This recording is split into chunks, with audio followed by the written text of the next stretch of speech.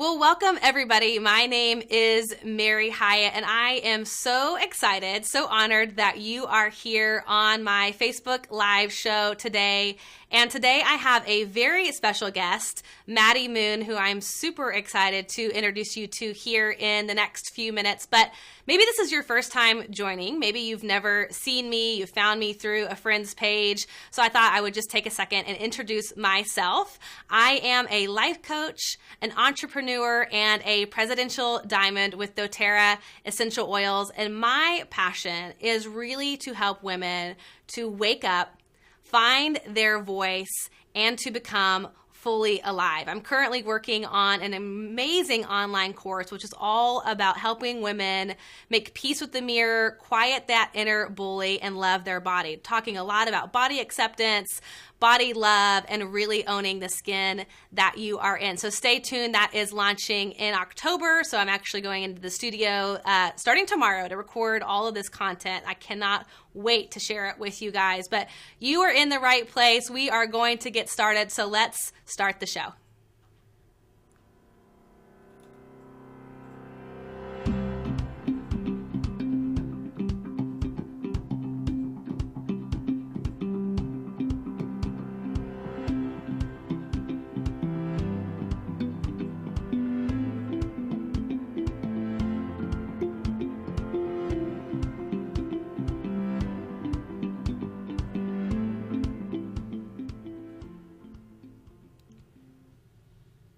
All right. Well, my special guest today is Madeline, or as we like to call her, Maddy Moon. She is somebody who I have followed for a while. She is so amazing. Her energy is contagious. She is an author. She has an incredible podcast. She's a retreat leader and a transformational life coach. And what I love about Maddy is that she really is this just guiding force for women who want to kind of stop overthinking their lives and live with more trust, live with more intuition and flow. And I'm going to have her share her story, but she, throughout her history has kind of been driven by this masculine energy that a lot of us as women have faced. And that kind of led her down this really dangerous path, always trying to do more, strive for more, accomplish more. And she basically found herself disconnected from her body. She had multiple disordered eating patterns, restlessness, and a lack of confidence. And Maddy went on this journey. She was able to heal her heart, her spirit, her body, and her mind by beginning to step more into her unique feminine power. And that is really what we are going to be talking about today. What does it look like to move from masculine energy into our femininity? But y'all, Maddy is an expert. She is the person that you want to be talking about the subject with. And she has been on so many different shows. She has been featured on the Huffington Post, Teen Vogue, the Daily Mail, Vice, Men's Health, People, ABC, News, Nightline, and you can find her at maddymoon.com. And so today we're going to look at stepping into your femininity, feeling sexy in your skin, and beginning to practice the art of trust. So Maddy, welcome. So glad to have you on the show today. How you doing? I am doing so good. Thank you so much for having me today. I am so in awe of all that you do in this show, and I'm just so excited to be here and talk to all of your tribe and family. So thank you for having me. Yay. Well, truly, like I say this with the most genuine spirit, it really is so exciting. I was nervous this morning having you on the show because I feel like you're a total pro. And that makes me feel like, okay, yes, I can have somebody like Maddy on this show, which makes me super excited. So thanks again so much for being here. But I want to kind of get straight into your story. Obviously, there's a lot of people who have maybe heard of you. Maybe this is the first time that they're introduced to who you are, and they don't know your journey. They don't know your story. So if you wouldn't mind, kind of take us back, rewind the clock, and show us how you move from that place of masculine energy into a more balanced place with both energies. Yeah, absolutely. So my story starts back, let's go to around, say kindergarten-ish. I started to really realize when I was younger that there was this difference between the way women were treated based on their bodies, and they were the smart ones, they were the pretty ones, they were this and that. And I also was raised in a extremely loving household, a very loving household. It was also a fairly conservative religious household, which is still Great, nothing wrong with that. But the way that I internalized a lot of the different messages I was receiving around, here is what is good, here is what is bad, not good. This is how you need to stay inside of your box and how to do things correctly and right. Well, for a lot of children being raised this way, it could not affect them. It could be, okay, cool, I'm going to do this path because this is what I'm told to do. But for me, I internalized these messages of right and wrong, black and white, as be perfect, stay within the lines, check off the boxes. And this was almost like fuel for my perfectionism fire. It was so fueling for me to have something to work on, to have something to drive towards, to impress someone, to be known, to be important, to be special. And this is a lot of pressure to carry on your shoulders, especially as a young person. And because this pressure was so immense and so much for me, I needed a coping mechanism. And for me, the coping mechanism that was so easy for me to just quickly get this instant release and satisfaction from, even though it was so fleeting, was to work on my body and to create this perfect body in society's views. And so I went down this long journey. To try to make this kind of short, I went through a long period of very rigid vegetarianism, then veganism. Then I went into college and started to use alcohol as a way to feed my eating disorder, essentially. And then after that, I was like, oh, I want a nice and neat way to have an eating disorder, to be in absolute control of my food and my body, but still get praise from people. So I found bodybuilding. And with bodybuilding, I was able to stick to my rigid meal plan and my diet and my workout routine, and no one would ask any questions. Instead, they would actually compliment me and say, you look amazing. Will you train me? You have so much discipline, willpower. And that stuff was fuel for me. People looking at my Instagram ab selfie in the morning and saying, wow, you look amazing. And that's what I basically lived for. And as I started to go down this path of bodybuilding, I also started to isolate myself from the world. Because remember, going back to what I was saying earlier, this was all a coping mechanism. This wasn't fueled from love. This was fueled from the lens of perfectionism, of fear, ego-based. I need to do this in order to receive control, love, worthiness, fill in the blank. And so this was just a Band-Aid, a coping mechanism for the deeper inner fear I had that I wasn't perfect, I wasn't in control, and that I needed to earn the sense of being content, even if it was just fleeting. So I did this for a while. I did this for a couple of years. I ended up losing my period. I got to a ridiculously low percentage of body fat, and the smaller I got, the less confidence, the less security I had, even though the compliments were just dripping in, and I might have looked like this feminine, confident woman. I was going crazy on the inside. I was insecure and I was lonely, until I got so lonely that I decided I couldn't do this anymore. And I hit my own version of rock bottom. And this was after my second bodybuilding show. And so after that, I went on this journey. I made a whole bunch of life changes that were not easy, but they were simple. And I moved far away. I got a dog, which we can get into all that, because I think all of this plays very much into me stepping into my feminine power. But that was about 4 years ago. And so 4 years ago, I went on this journey of really just blocking out all of the noise and coming back to me. Like, who am I? Like, why is my entire life a big coping mechanism? Why can't I just learn to just step into who I am and own it and release what is not within my control?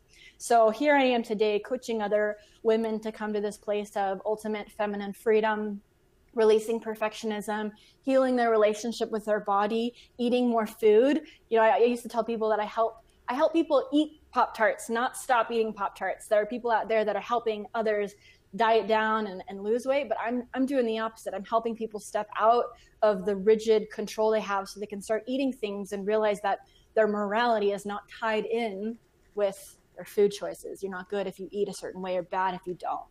And so, yeah, now my message is very much surrounded around the feminine and the masculine, because I think once you can start to harmonize these two energies within yourself, you really start to heal a lot of these inner coping mechanism wounds that have been created from the deeper stuff, the perfectionism, anxiety, depression, isolation, loneliness, fear. When you start to harmonize these energies, a lot of that starts to balance out and dissolve, because you don't need those coping mechanisms so much anymore.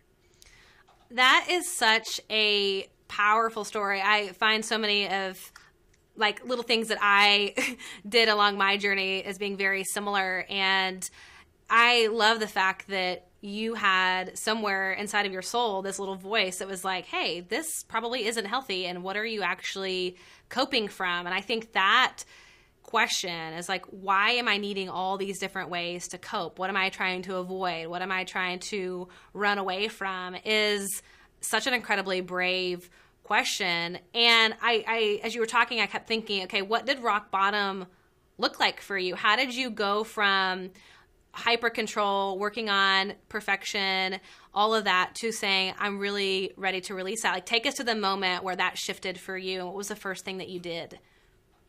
Yeah, that's a great question.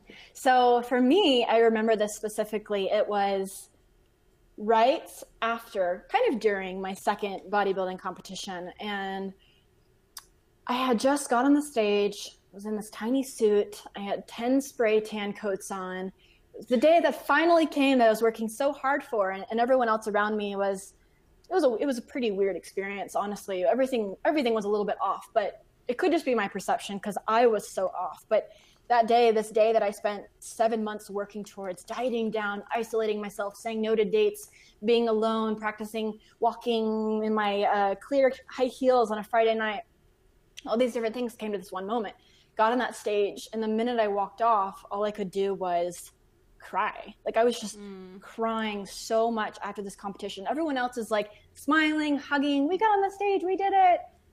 And I just had to walk off by myself and start crying. My mom came over. She's like, what's the matter? Like, what's wrong with you? Why is it never enough? Be happy. You did what you set out to do. I breathed. I was okay. And I got my call outs. I realized where I placed. It wasn't enough. I wasn't happy. It was just immense pain, immense frustration at me, at my body, like so mad, like, body, why weren't you enough? Why didn't you do this? You should have. All these different things were running in my head, just shooting on myself, all these shoulds. And then I remember lying in my hotel bed with my mom and my sister who came to support me, just looking up at the ceiling and being like, oh, maybe this isn't great because this isn't great. Like, maybe I don't love this after all. Maybe I've been motivating myself out of this sense of insecurity, not enoughness, and control. And I just blurted out loud, this wasn't worth it. This wasn't worth it. Like, and my mom had never heard me say that before. And she was just like, this wasn't worth it. Like, you're actually coming to terms with this. And that was that moment where I just realized the pain, the suffering, eating in a certain way, and just living in my beautiful body that I was given, the one body I'd ever be given, spending my whole life fighting it was not the way I wanted to live anymore. And so after that, there was some wavering, of course. It was like, actually, I do want to do this again. It was totally worth it. And then I was like, no, it's not. It's not. So there was, of course, bouncing back and forth. But the first thing that I did is I committed to myself to not sign up for another show. And then I actually got an animal. I got a dog because I started to feel this very desire and need. And I didn't realize it at the time. I did not connect the dots, but I was realizing this. I had this desire and need to take care of something, to nurture something, to one, distract myself, yes, but also to have something that brings me joy and I'm taking care of and I'm keeping alive and I'm providing love for and it's providing me love for. Because I lived alone and I had plenty of time to just obsess in my own mind. So I got a dog and then immediately moved into the mountains. And that was very healing for me, being with nature, being with Mother Earth, and to feed my soul with this external beauty, the beauty I could walk into by myself, taking a walk in the mountains, instead of trying to create this ultimate beauty with my own body that was driving me crazy and separating myself from myself. Go be in beauty. Go connect with the Divine Mother. Go be in touch with the rhythms of nature and nourish and take care of another creature. So it's like I almost started to get these motherly desires at 20, I guess I was 21 or 22, where I was just like, there's a part of my soul that's not getting fed and I'm getting really anxious about it. So maybe I'll get a dog. And it was just such a random like thing, but it was such a beautiful connection that I made. And then also moving into a place that fed my soul. I love thinking about that because I've done a lot of work in Peru. I've worked with shamans and I've done a lot of work with Mother Earth and all kinds of stuff that could be a whole conversation. But I think there's something so powerful, like you said, as a woman, to get grounded in nature. And for me, like, beauty is one of my top values. And there's nothing like stepping outside and seeing that natural beauty to sort of like snap you out of this trance that we so often get in as women of perfection, of having to look a certain way, of operating in the world in a specific energy. And I love that that was part of your journey, because I think that for most people, at least that I've talked to, for women who have this sort of homecoming back to their true self, it often involves getting out of nature. It often involves like having something else, whether it's a plant, taking care of a plant, or having an animal, like having there be something where you can sort of enter into that nurturing aspect of a woman. And I just keep thinking when you were talking, it's like, when is enough? Like all the things that you were doing, all the ways in which you were trying to go to the next level and be this and be that. It was like at some point you just can't do that anymore. Like it's just, you're over it. You don't have the energy to do it anymore. And I know for my audience, probably the idea of feminine energy and masculine energy is maybe a little bit foreign. Like maybe a lot of these people I know have grown up in the church, and the examples that we have of who God is and just sort of the world we live in is a lot about masculine energy, but we're not often taught about feminine energy. So I don't know if you could just talk about a little bit about that, like how you defined feminine energy and how does that differ from masculine energy itself? Oh, yes. This is the juicy part. I love this. Thank you for asking. So, yeah, totally. This is not talked about a lot. This is not a very common conversation, especially the purest forms of the feminine and the masculine. So there are the disordered ones that are ego-based, which is, let's say, for example, perfectionism.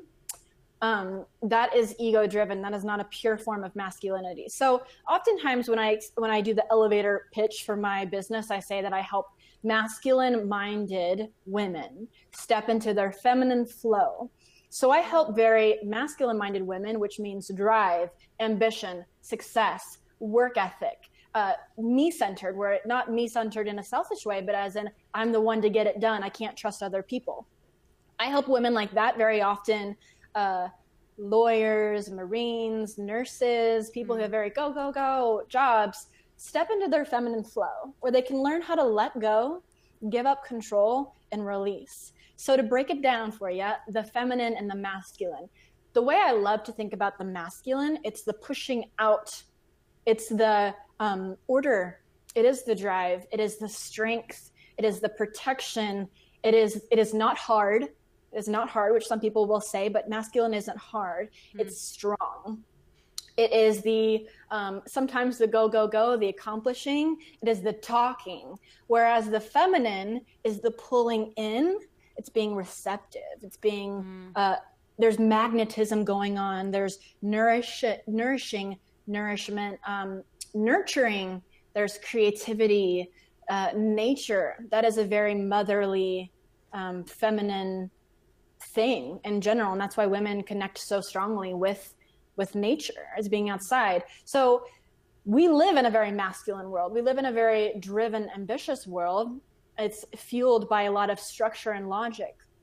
One of the most beautiful things, though, is a woman's longing, because a woman's longing, when it's rooted in emotion, is a huge catalyst for change in this world. So a woman who is longing to see our world be run differently when it comes to environmental things or political things, those are rooted in emotions which are deep and which are connecting. The feminine is community. Where I said that the masculine is very self-ambitious, then the feminine is very community-oriented. The feminine loves community, circling, being together and nourishing each other. And so what I see very often is many women have limiting beliefs around the feminine, but many men do too.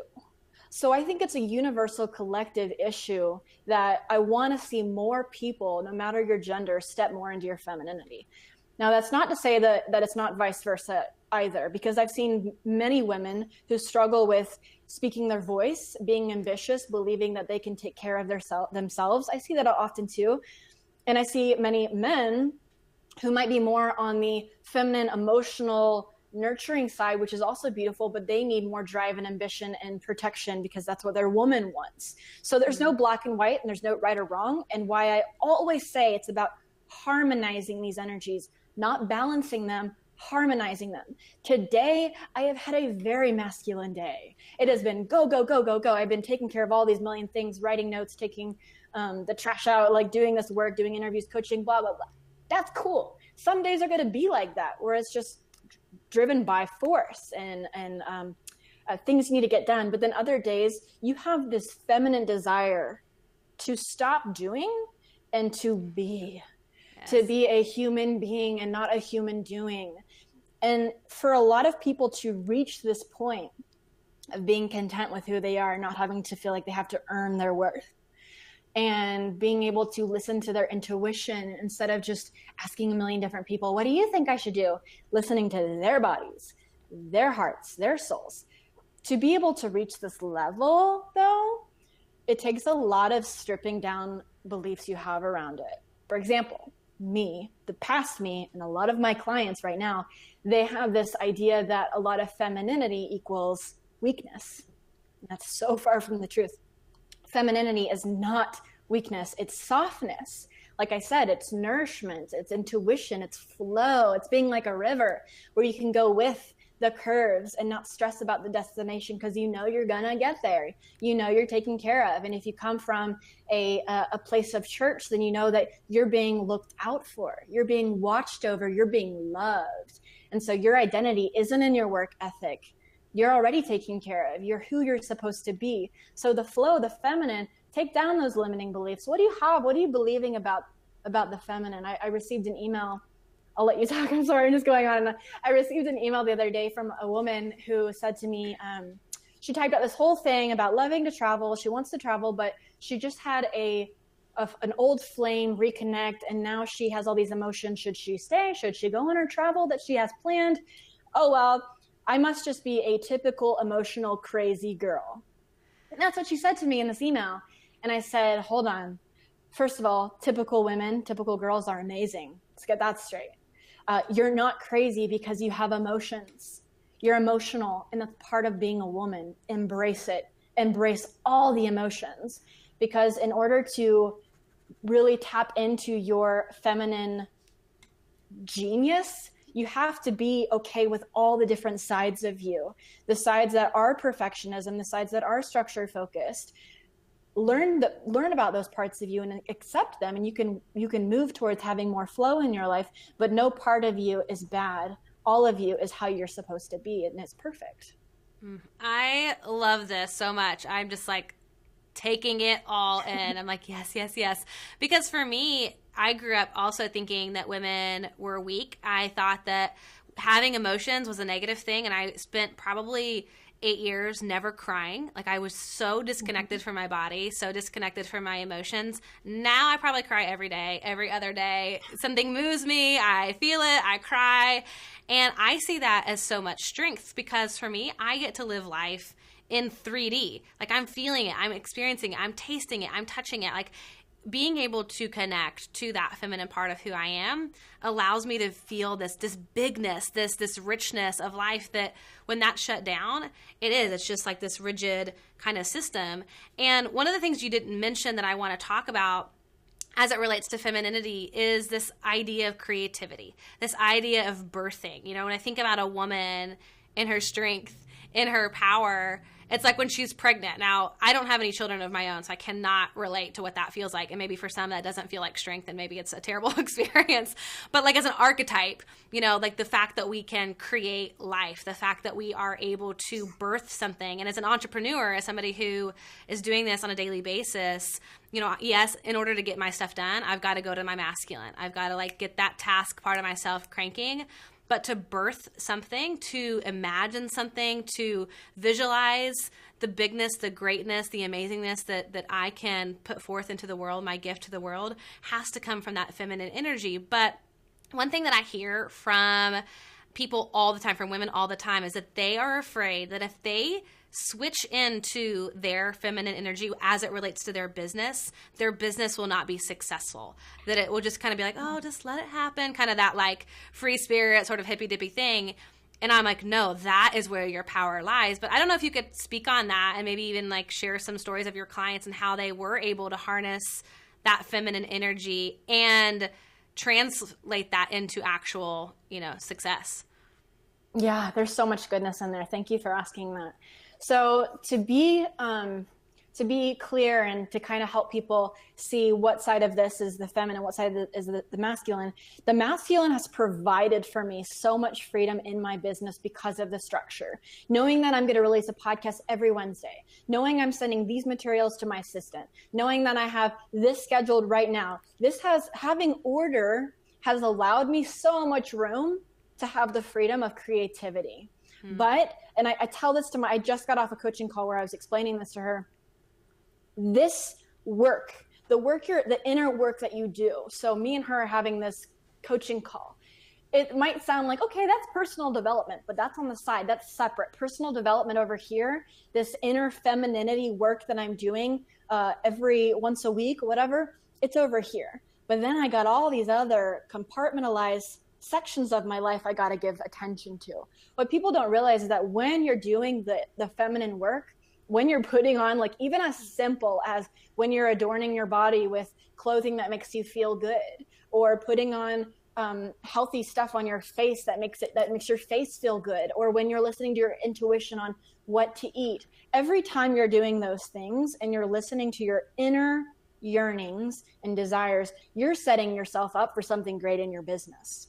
Because that work is what's getting you closer to learning how to listen to what you want to write about, talk about. When I was saying earlier, a woman's longing, all that stuff, her longing, it's like an internal just yearning for something to change or something to be said.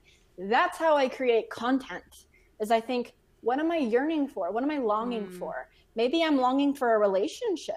I should go write about that. I should talk about that. Maybe I should talk about my vulnerable feelings I'm having, or maybe I'm experiencing a breakup, which is really painful. How can I, with the structure I have going on, knowing I got a podcast coming up, or I got this thing coming up, how can I use that structure, that masculine, to let my feminine express herself, my feelings? And I think the feminine is a very vulnerable thing. It's very vulnerable. Everything about being a woman, I feel like, is very vulnerable, very open, right? It's openness. That's what it is in every single different way. And so I feel like when I have these structures set up, I allow myself to see what's calling my heart the most. What you're feeling the most passionate about is going to be the best thing for your business, period. Like where your heart is where your next business idea is. The right clients for you, they need to know who you really are. And whenever you start creating content or shining in your business, all the different parts of you, the people who are your tribe are going to resonate with that the most. And you will find, your clients will find you in easier and easier ways, because they're going to know so many different things about you. And if you're so tightly wound around the idea of control, having a rigid schedule where I know I'm going to do all these different millions of things on every single day, for example, like, I think it's great to have some sort of structure where you're going to have a blog post being posted once every week, blah, blah, blah. Don't get so specific where you have to have a blog post posted every Tuesday at 5 p.m. You have to, because maybe the best ideas are going to come out of you that time of night, and it hasn't been written yet. And if you're forcing yourself so much to make sure you have something written and posted and published on this exact date and this exact time, then maybe you're going to miss out on the opportunity to walk through a different door whenever you're actually going to feel inspired, because you don't get to decide when inspiration hits. your femininity gets to. So you have to listen and relax and know that even if right now you don't have the best idea of something to publish and put out, it's going to come back to you. It's going to come back to you. And I think Elizabeth Gilbert is just a great example. Big Magic. She's fantastic at talking about this, right? She's so on point with creativity and letting it come to you and acting on it when it comes. But if you're so chained to the idea that you have to prove your worth through your work, of course you're going to stay so tightly wound to these schedules and these routines and having a certain amount of words per post, or it's not enough because you're trying to chase this ideal that never exists, because even once you reach it, it goes away and you have a new one, a new ideal that's even harder and stretched even more. So once you start to strip away some of those things and say, okay, I've got nothing right now, but I want to be a vehicle for God's message, the universe's message, whatever relates to you right now. If you can say right now, I'm gonna arrive empty.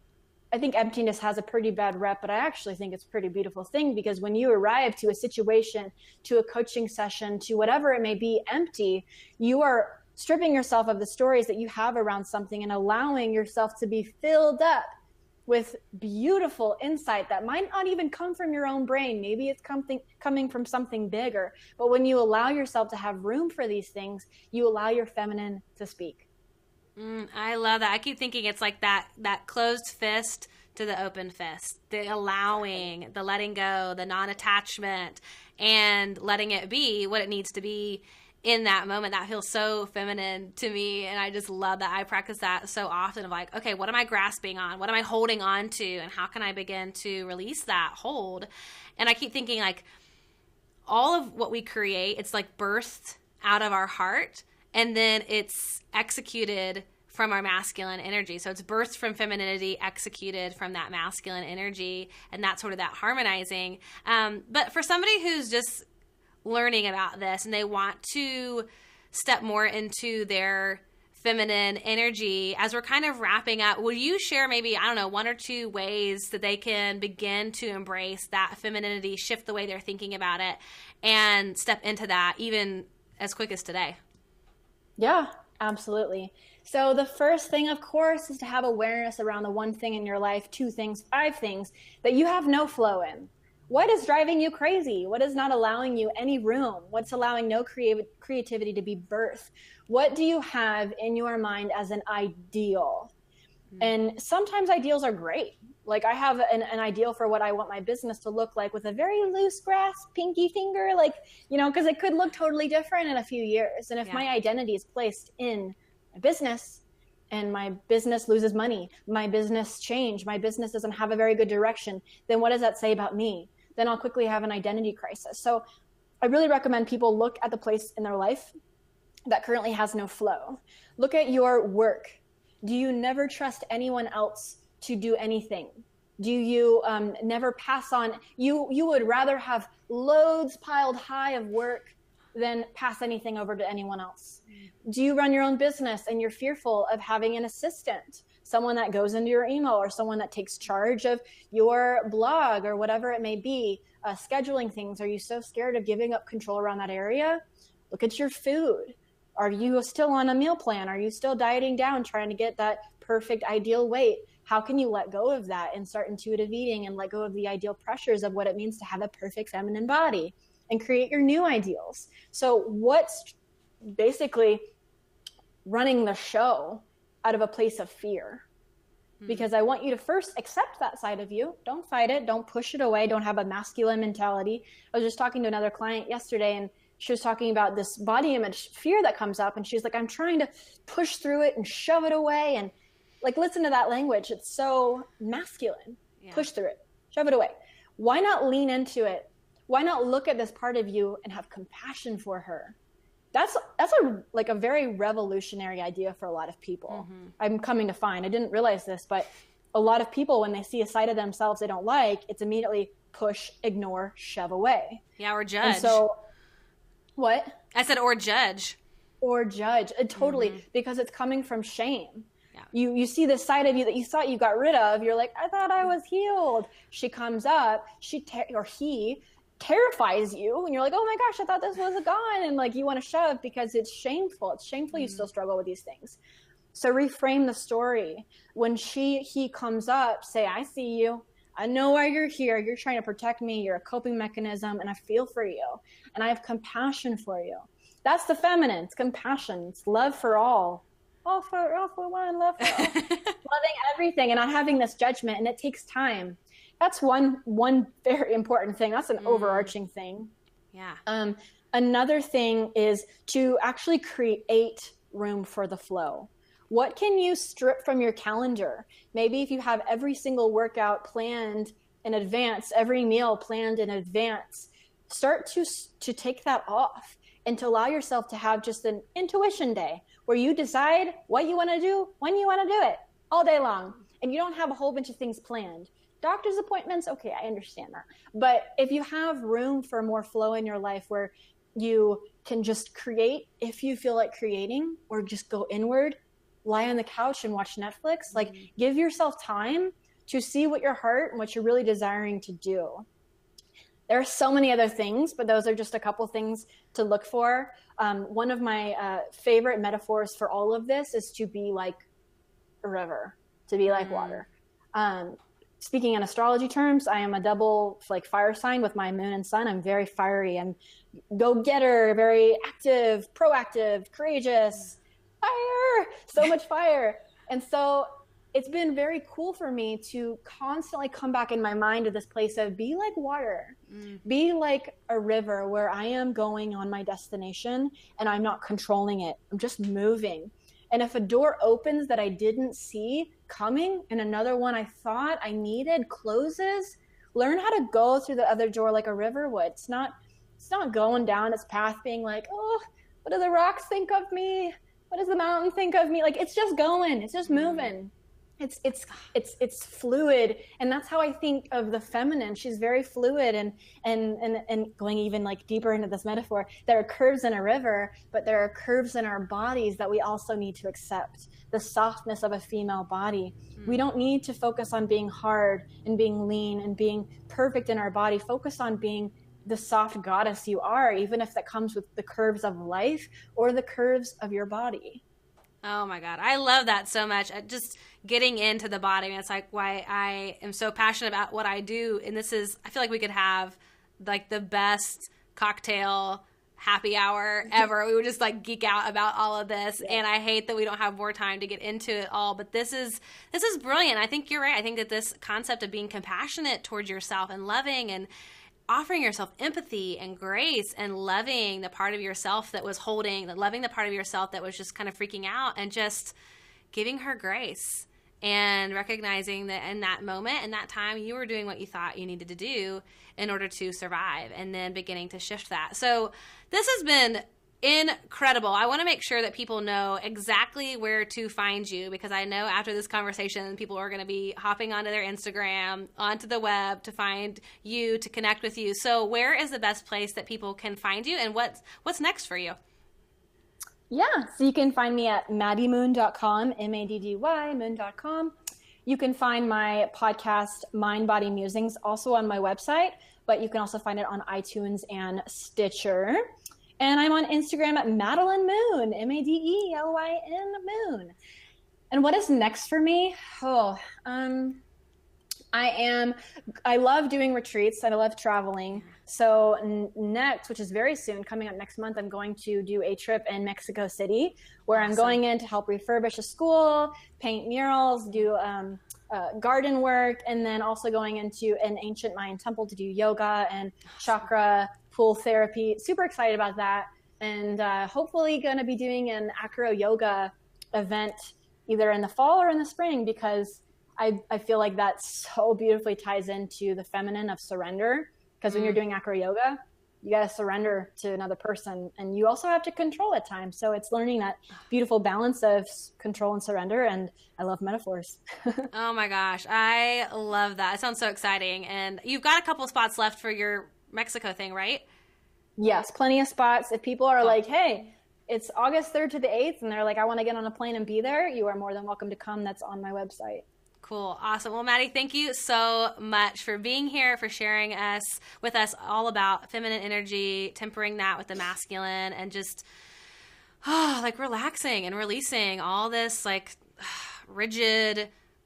I just like when I think about just only existing in the masculine, it just like my shoulders start to tense up. And so I feel like it's just been such a breath of fresh air to have you on, and just am honored that you have shared your message with us. Thank you for your voice, and please stay connected to Maddy. She is somebody who every single day is offering incredible tidbits of wisdom on her Insta story. You're going to love it. So hope you guys have a fabulous rest of your week, and I will see you here same time, same place next week. Bye guys.